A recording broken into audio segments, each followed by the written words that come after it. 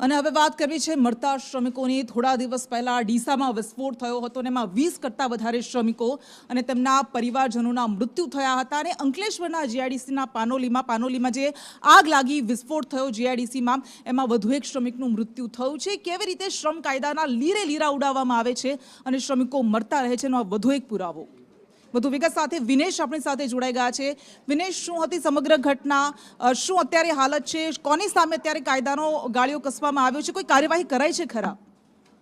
જી કૃષ્ણ, ચોક્કસથી આજે વહેલી સવારે એટલે કે 7:30 વાગ્યાના અરસામાં અંકલેશ્વર જીઆઈડીસી એટલે પાનોલી જીઆઈડીસીમાં આવેલી જલ એક્વા કંપનીમાં આગ લાગવા પામી હતી।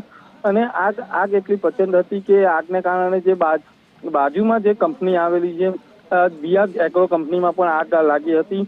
પરંતુ સમગ્ર ઘટનામાં જોવા જઈએ તો પોલીસ દ્વારા એક વ્યક્તિની તપાસ કરવામાં આવી કે કંપનીમાં કેટલા કર્મચારી હતા અને કોણ હતા। એમાં એક વ્યક્તિ ગુમ થયું હતું અને જે પરિવાર પોલીસ સ્ટેશન પહોંચ્યું હતું। ત્યારબાદ કંપનીની અંદર તપાસ કરતા એક વ્યક્તિનું જે મૃતદેહ જે બળેલી હાલતમાં મળી આવ્યો છે અને હાલ જે પોલીસ છે તે ઘટનાની જે તપાસ હાથ ધરી છે અને ફરિયાદ લેવાની કામગીરી હાથ ધરાઈ રહી છે હાલ અત્યારે તો। પરંતુ જોવા જઈએ તો અવારનવાર અંકલેશ્વર, પાનોલી કે સ્ક્રેપ ગોડાઉન હોય છે ત્યાં અવારનવાર આવી આગની ઘટનાઓ લાગતી રહે છે। જો કે વહીવટી તંત્ર કોઈક નક્કર પુરાવા લઈને કામ કરે તો જ આમાં કોઈક નિરાકરણ આવી શકે એમ છે। જી બિલકુલ વિનેશ, આભાર આપનો। એટલે કાયદા તો અનેક છે, પરંતુ આ કાયદા પેપર પર જ રહી જાય છે અને પરિણામે શ્રમિકોને ભોગ